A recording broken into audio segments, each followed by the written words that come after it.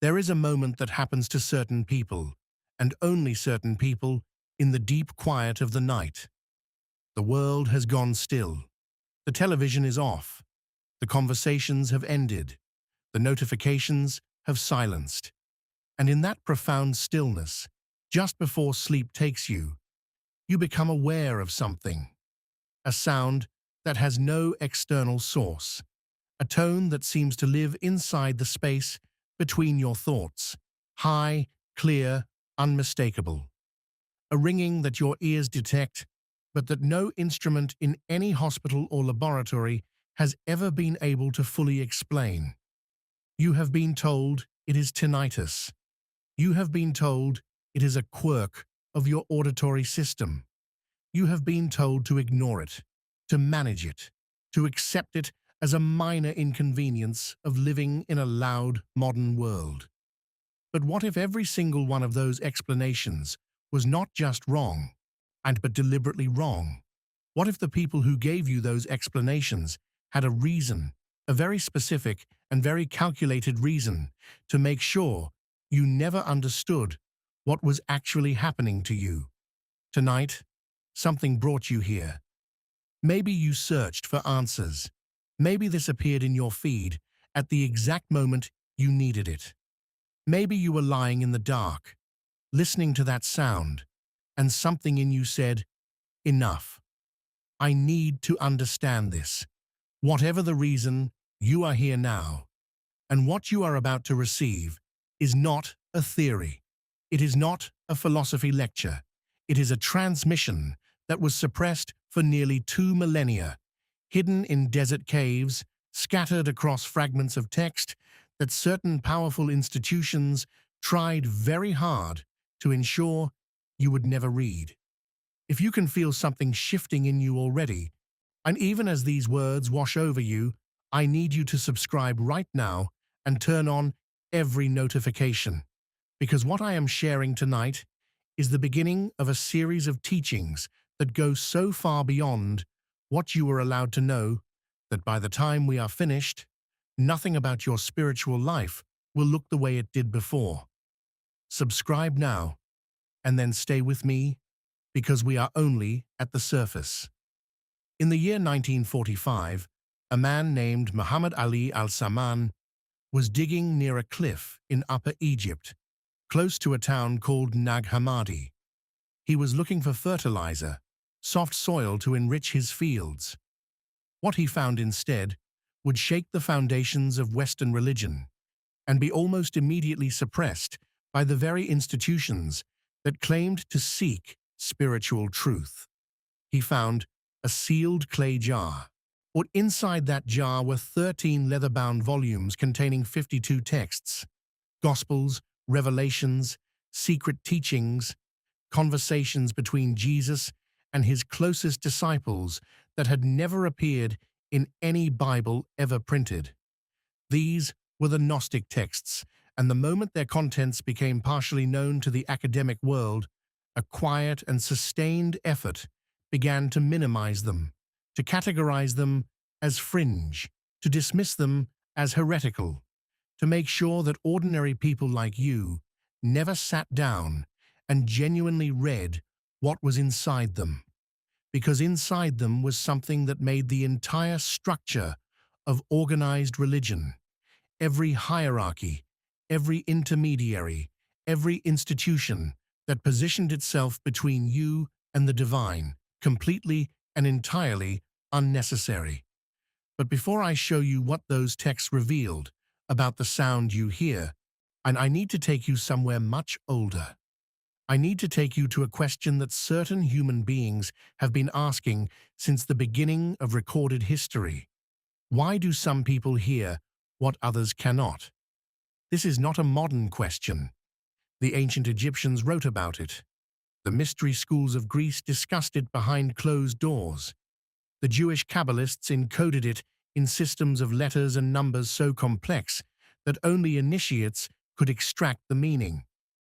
And in the private teachings of a carpenter from Galilee who turned the ancient world upside down, this question received the most direct answer it has ever been given. And that answer was buried, deliberately and systematically buried, because it was the most dangerous idea any religious authority had ever encountered. Close your eyes for just a moment. Take a single breath in slow and deep. Hold it. Let it go. Now ask yourself honestly, when did you first notice the ringing? How old were you? Was there a moment in your life, a transition, an awakening, a crisis, when it became louder, more frequent, more impossible to ignore? Most people who find themselves watching teachings like this one cannot remember a time when the sound was not present. It has simply always been there, as much a part of them as the rhythm of their own heartbeat.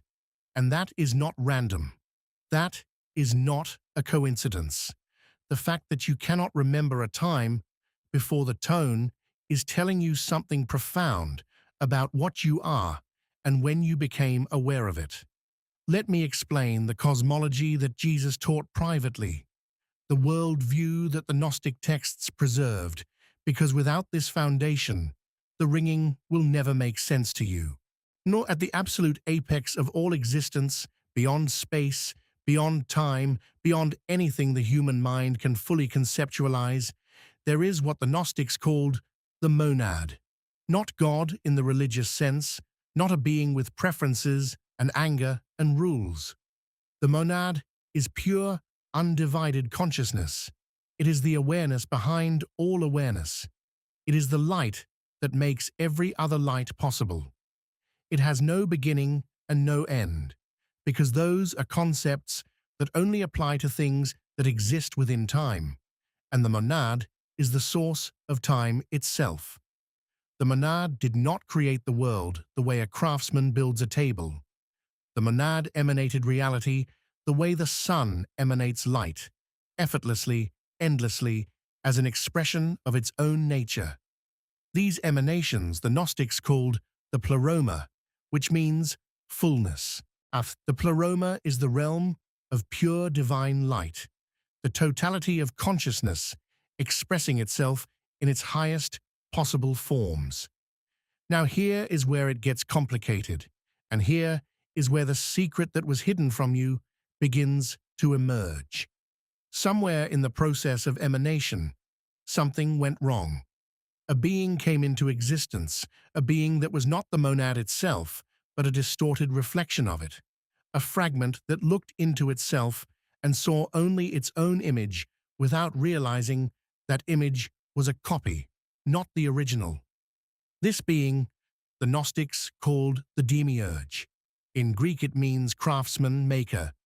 And this being, believing itself to be the supreme power, set about fashioning the material world we inhabit. The world the demiurge made is real in the sense that you can touch it and measure it and suffer inside it. But it is not the truest reality. It is a secondary reality, a kind of elaborate projection, a world built from denser, heavier emanations that sit far from the pure light of the monad. And in this world, the demiurge installed systems of control, administrators of its creation, beings the Gnostics called archons. You will not find the archons described as demons in the way popular culture imagines demons. They are not horned creatures lurking in shadows. They are, if anything, more like systemic forces, like the gravity of ignorance, pulling consciousness downward, keeping it dense, keeping it distracted, keeping it from remembering what it truly is. And the archons feed on a specific kind of energy. They cannot feed on love. They cannot feed on clarity. They cannot feed on the high, pure frequency that emanates from the monad itself. They feed on fear. They feed on confusion. They feed on the particular vibration of a soul that has forgotten its own nature and lives in constant low-level panic about whether it is safe, whether it is loved, whether it is enough. Now breathe that in for a moment. Sit with what I just told you.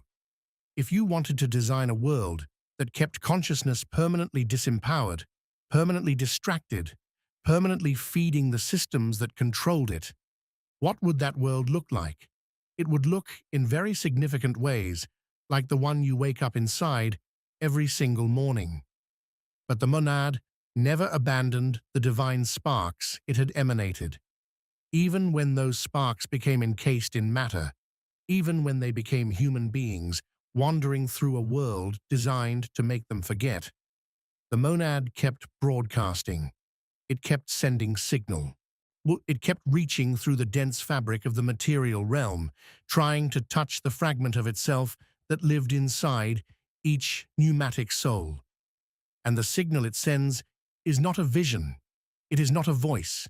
It is a frequency, a tone, a ringing that comes from no external source, because its source is not external. Its source is more interior than anything you have ever touched. It comes from the deepest layer of what you are, the place where the divine spark still burns with the light of the monad, waiting to be remembered.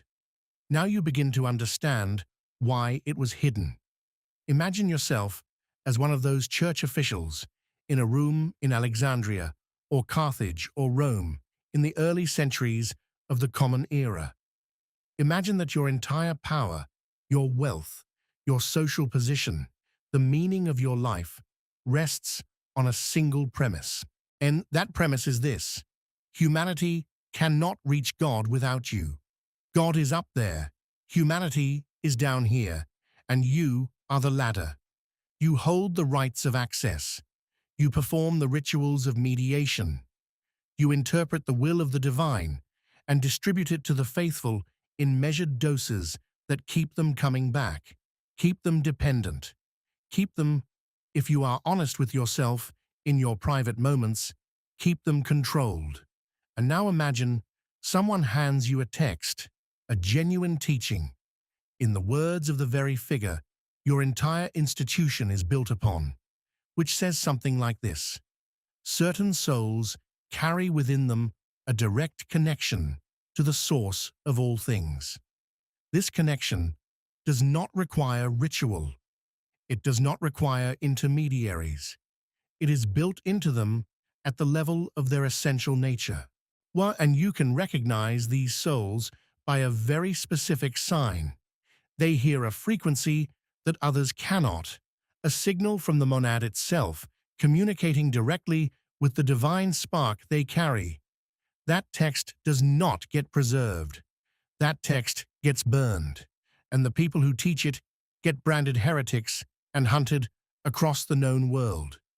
Not because it is false, but because it is true, and its truth dismantles every structure that depends on the lie of spiritual hierarchy. This is precisely what happened. The Gnostic teachers were systematically destroyed. Their texts were systematically destroyed.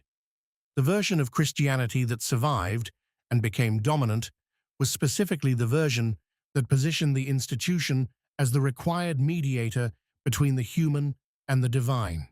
And it was not an accident. It was a choice, now made by people who understood exactly what they were doing. But the frequency never stopped. The monad never stopped calling.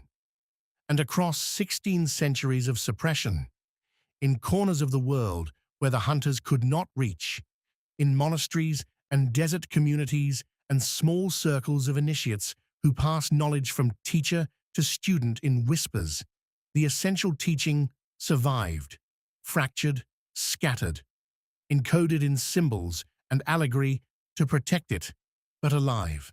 And now, in this remarkable moment, you are alive to receive it. Before I go further, I want you to do something physical. Place both of your hands flat against your chest. Feel the beat of your heart. That rhythm has not stopped since before you were born. It has never required your conscious instruction. It has never needed you to remember to do it. Yes, it operates from a deeper level than your conscious mind can reach.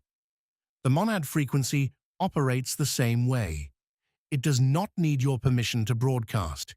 It has been broadcasting your entire life. What we are doing tonight is not turning it on. It is already on. What we are doing is teaching you to recognize it, to stop dismissing it, to stop pathologizing it, and to start using it for what it was always meant to do. The Gnostic teachers who worked closest with Jesus, whose names were recorded in the texts the church buried, preserved something extraordinarily specific about this frequency. They did not speak about it vaguely. They did not treat it as a metaphor. They categorized it with a precision that matches what many people actually experience once they start paying close enough attention.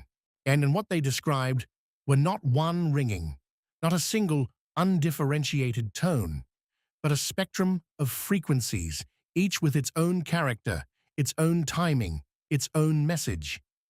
The first of these they associated with what we might call sudden activation. This is the tone that appears without warning in the midst of ordinary life. You are driving. You are in a conversation. You are standing in a kitchen, doing something completely mundane. And without any lead-up, one ear is filled with a high, clear, almost musical tone that lasts for a matter of seconds or perhaps a minute or two before fading. Most people experience this dozens, sometimes hundreds of times in a lifetime, and never once think of it as significant because they have been thoroughly trained to dismiss it. But the Gnostic teaching is precise about this. That sudden tone is not random. It is a marker.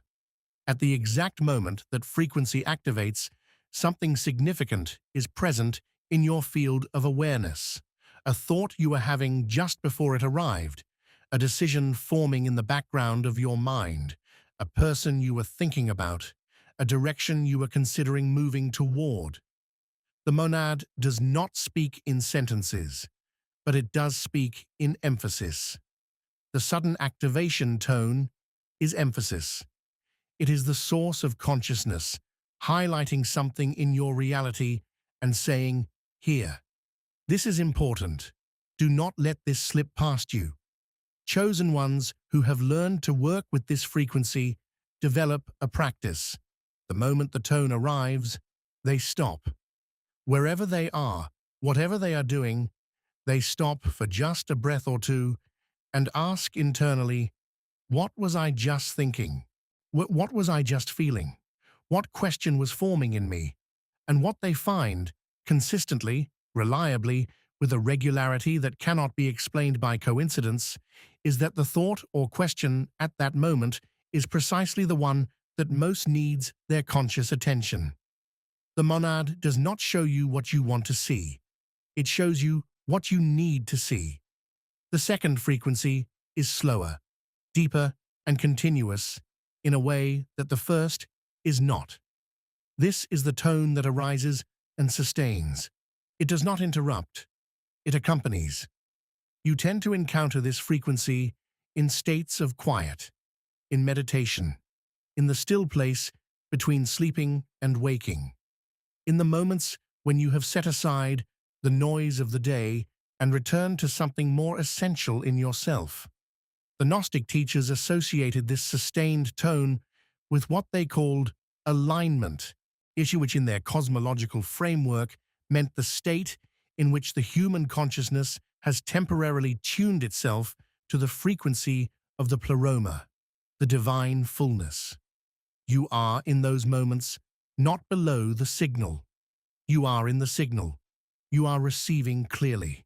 And what can be received in that state, if you know how to hold yourself in it, is not information in the ordinary sense.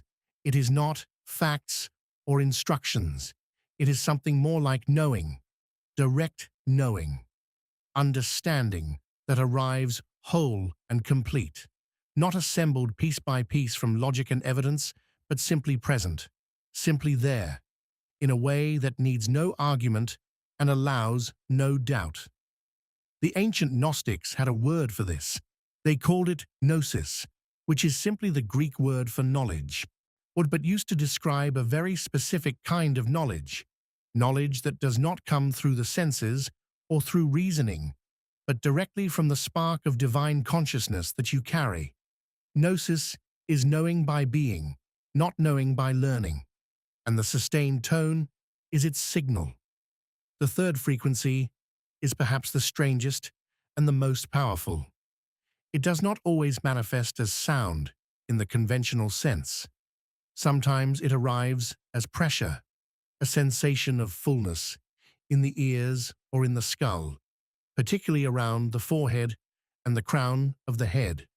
Sometimes it comes with a kind of vibration that seems to occupy the entire body rather than a specific location. Sometimes it is accompanied by a rushing quality, like a tide of something vast moving through a very narrow channel, the channel being your human form. This frequency, the Gnostic teachers associated with transformation itself. Not preparation for transformation, not anticipation, but the actual moment when something fundamental in the architecture of your consciousness changes. Something that was dormant wakes up. Something that was closed opens. A capacity that was always present, but never activated, suddenly comes online. The pressure tone, as we might call it, tends to come before breakthroughs, not immediately after, but just before. The breakthrough itself arrives in the days and weeks that follow. But the frequency is the announcement. It is the monad saying, prepare yourself. What is coming will require you to be larger than you have been, and you are ready. You would not be receiving this signal if you were not ready. If what I am sharing is resonating in a place deeper than your analytical mind, if something in you is responding not with skepticism, but with recognition, write the words, I am ready to receive, in the comments below right now. Not as a performance, not for any external reason, as a declaration to yourself and to the monad that you are willing to stop dismissing what you have been hearing your entire life. Now, I want to address something that I know a portion of you are thinking, because it would be irresponsible to pretend this question is not present in the room. What about tinnitus? What about the genuine medical condition that affects millions of people? Is all ringing in the ears the monad frequency? Here is the honest answer that the original teachers would have given, and it is more nuanced than either complete dismissal or blanket affirmation. The body is not separate from consciousness. The Gnostics did not believe, as some later spiritual traditions do, that matter is simply evil and meaningless, and that everything physical is irrelevant to spiritual truth.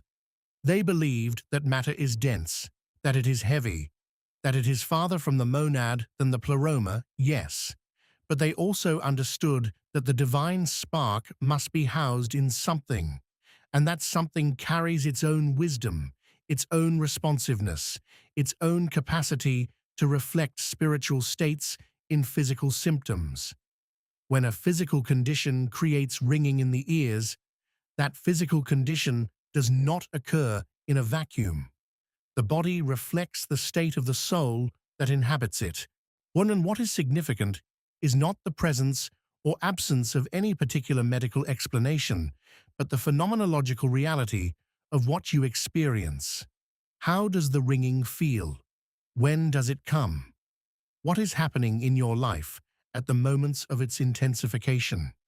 Does it arrive randomly, or does it have a pattern that maps onto the landscape of your inner life?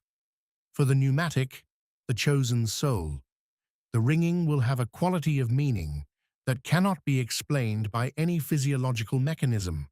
It will arrive at the moments that matter. It will intensify during the spiritual transitions that change the shape of your life. It will quiet during the periods of greatest distraction and numbness, as though it is waiting patiently for you to return to a state of sufficient stillness to hear it. This is your discernment work. Not to simply believe everything you are told, including what I am telling you now, but to pay genuine, honest, undefended attention to your own experience and allow that experience to teach you what it is actually showing you. The Jesus of the Gnostic texts was not a figure who demanded blind faith. He was a teacher who said, "Look, see, know for yourself." The word gnosis means direct personal knowing, not inherited belief. And the teaching preserved in those desert jars specifically distinguished between the pneumatic path, which requires direct experience and direct knowing, and the psychic path, which operates through faith and mediated connection. You are here because you have always sensed, even when you could not articulate it, that there must be more than inherited belief. You are here because something in you has always reached toward direct knowing. That reaching, that restlessness, that inability to be satisfied by the answers everyone else seems to accept, this is the sign of the divine spark. This is the pneumatic nature announcing itself in your lived experience, and the ringing in your ears is the monad responding to that reach.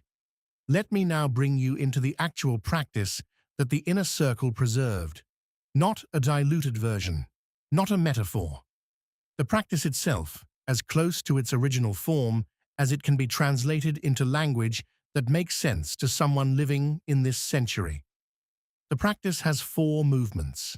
They do not need to be performed in a specific location or at a specific time, although the hours of deep night, and when the world is at its quietest and the archonic interference is at its lowest, are often when chosen ones find the practice most powerful.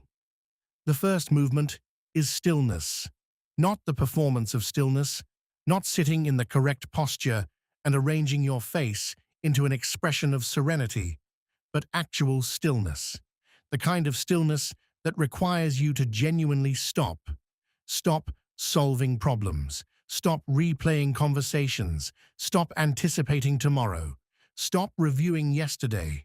Just stop completely for long enough that the surface turbulence of your ordinary mind begins to settle. This is harder than it sounds. The mind has been trained by a world that benefits from its constant agitation to remain in perpetual motion.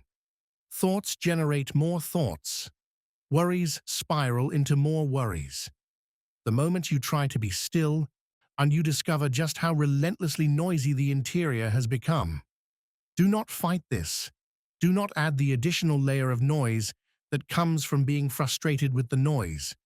Simply observe the movement of your mind without climbing aboard any particular train of thought. Watch thoughts arise and watch them pass. You are not the thoughts. You are what is aware of the thoughts. Rest in that awareness. And as you rest there, something will happen. The frequency will begin to become audible. Not because it is getting louder, but because everything else is getting quieter. The ringing has been there all along. You are simply creating the conditions in which it can be perceived. The second movement is reception. This is where most spiritual traditions stop and where the Gnostic teaching goes further than anything the Church ever gave you. So in ordinary religious practice, the moment of stillness is followed by petition, by prayer, by asking. You have reached the edge of your ordinary self, and now you beg something greater than yourself for mercy or guidance or help. The Gnostic teaching reverses this completely. At the moment when you are genuinely still and you can perceive the frequency, you do not ask. You receive. You open completely and without condition in the direction of the signal. Imagine, if you need an image, that you are a vessel that has been turned upside down for your entire life. Every time you have asked, you have been a vessel turned upside down, sending something out. Now you turn right side up. You become the vessel that receives, and you receive without specifying what you need to receive, without putting conditions on the form of the transmission. That's without filtering it through what your mind thinks would be useful.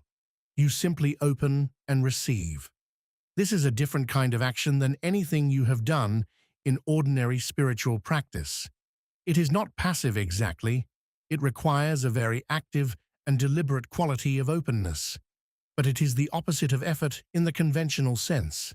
You are not reaching toward the monad. You are removing the obstructions to the monad reaching you. The signal is already there. You are making yourself available to it. The third movement is recognition.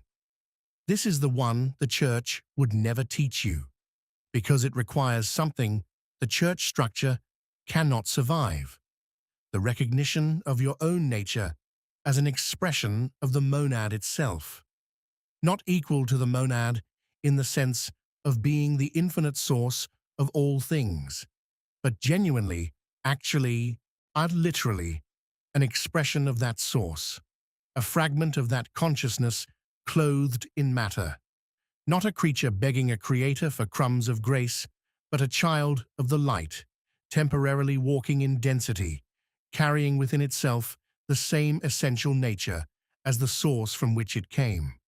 When you are attuned to the frequency, in the state of reception, you allow this recognition to arise, not as a thought you decide to think, but as a direct knowing that surfaces when the surface turbulence of your ordinary mind has become still enough for it to be perceived. The Gnostics called this anamnesis, which means unforgetting, the return of a memory that was always present but obscured. You do not learn your divine nature in this moment.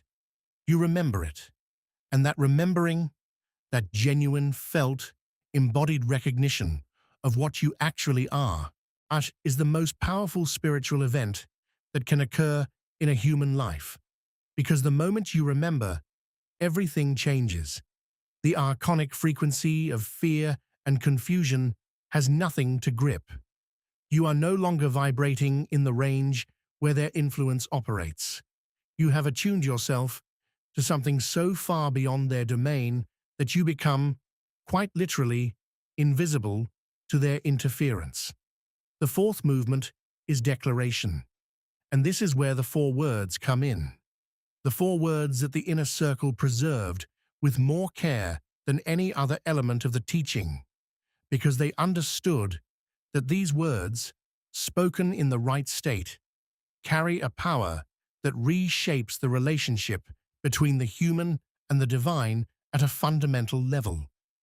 The four words are, "I am the signal." Let me be very precise about what this means and what it does not mean, because precision here is everything. It does not mean that you are the monad. It does not mean that you are the source of all consciousness, the supreme power of all existence.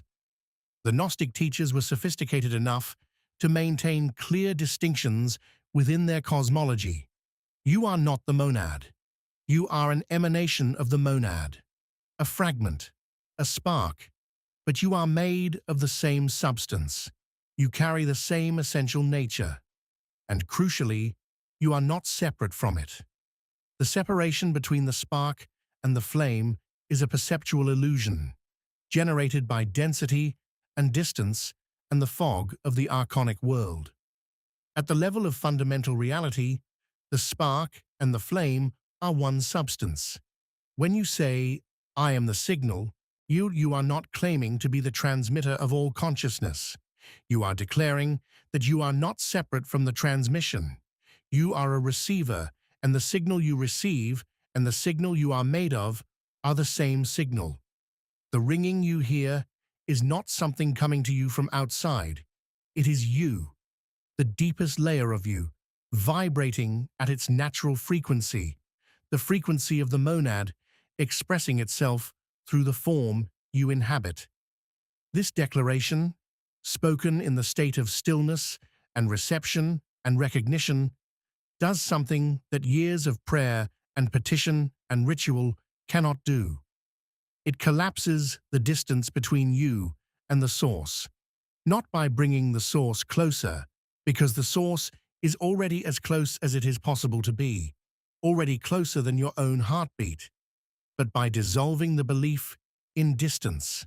And it is the belief in distance, the installed conviction that you are separate, that you are far from the divine, that you are a sinner or a creature or a limited being reaching toward an unlimited God. It is this belief that is the only actual obstacle between you and permanent, consistent, reliable connection to the monad. Remove the belief, and the connection that was always there reveals itself. The four words, remove the belief. Now let me describe what the Gnostic teachers said you could expect in the period following this practice. And I want to be honest with you here. The timeline varies. For some people, what I am about to describe happens immediately, in the hours following the first practice. For others, it unfolds over days or weeks. The monad operates outside of time and does not conform to the urgency of the human desire for results. But it does respond, always, without exception. The first thing most people notice is a change in how the ringing itself feels. The tone that was previously neutral or even irritating begins to feel, for lack of a better word, intentional. This is difficult to describe to someone who has not experienced it, but those who have will recognize it immediately. The quality of the sound shifts in a way that has nothing to do with volume or pitch. It shifts in its felt meaning. It moves from noise to signal. And you begin to notice with increasing clarity that it arrives in the exact moments of your life when its message is most needed. The second thing is a deepening of perception. The world does not change, but your experience of it does. And colors have a quality you may not have noticed before. Connections between things that seem separate begin to become visible. The synchronicities, the meaningful coincidences, the moments when life seems to arrange itself with an intentionality that cannot be accounted for by random probability, these begin to accumulate with a frequency that is impossible to dismiss. The Gnostics had a term for this as well. They spoke of the veil thinning, the membrane between the dense material reality and the luminous pleroma becoming more permeable. Not because the membrane itself has changed. It was always permeable to those with the capacity to perceive, but your capacity has expanded. The fog of archonic interference that has been the background of your entire life begins to clear, and you start to see what was always there. Oh, the third thing is relational. The people in your life will respond to something that has shifted in you, even if they cannot name it, even if they have no framework for understanding what has changed. You will begin to notice that certain interactions that previously drained you, that left you feeling hollowed out and depleted, no longer have the same power over your energetic state. And you will notice that certain connections, perhaps ones you have been avoiding or have not yet made, begin to present themselves with a warmth and a precision that feels different from ordinary social circumstance. This is not magic. This is resonance. You are broadcasting at a different frequency now. And frequency, as any physicist will tell you, attracts its like. The fourth thing is perhaps the most significant and the hardest to put into words. It is a quality of inner quiet that is not the absence of sensation or emotion or thought, but rather a ground beneath all of those things. A stability that does not depend on external circumstances being favorable. A sense of being held by something vast enough that no particular event can destabilize your fundamental orientation. The Gnostics called this by various names in various texts: Sophia, wisdom; Irene, peace; pleroma, fullness. But the common thread is this. It is the felt experience of no longer being spiritually homeless, of no longer being a fragment, wandering in ignorance of what it is and where it came from, of having found the signal and knowing with a certainty that does not require any external validation, that the signal was always there, that you were always connected, and that the only thing that ever obscured that connection was a story you were told and eventually forgot to question. Feel the truth of it land in your body. Feel the resonance it creates when spoken from genuine recognition rather than intellectual agreement. Feel what shifts in the space behind your thoughts when those four words are spoken by a soul that actually, finally means them. That shift is not imaginary. It is not wishful thinking. It is a real event occurring at the level of your fundamental energetic nature. The Gnostics who preserved this teaching did not do so because it made them feel good. They did so because it worked, because it actually, reliably, consistently created the transformation it promised when applied by souls that were genuinely ready to receive it. And you are here, which means you are ready. But if tonight opened something in you, if something you heard here resonated at a level deeper than ordinary agreement, like the video, not for my benefit, but as a signal boost, as your contribution to making sure the next chosen soul, wandering in the dark, lying awake, listening to a ringing they cannot explain, finds their way to an answer that actually honors what they are experiencing. And in the comments below, write whatever feels true. Write, "I am the signal," if that declaration already lives in you. Write, "I am ready," if tonight was the opening, and you know the journey has just begun. Write what the ringing means to you now that you have a framework to hold it. Let other pneumatic souls read your words and feel less alone in what they have always experienced but never had permission to call sacred. Because it is sacred. And that ringing in your ears is sacred. It is the most intimate form of communication available to a consciousness that exists in matter. The monad reaching through all the density and distortion and archonic interference of this world to touch the fragment of itself that is you. It has always been reaching. You can hear it. Now you know what to do.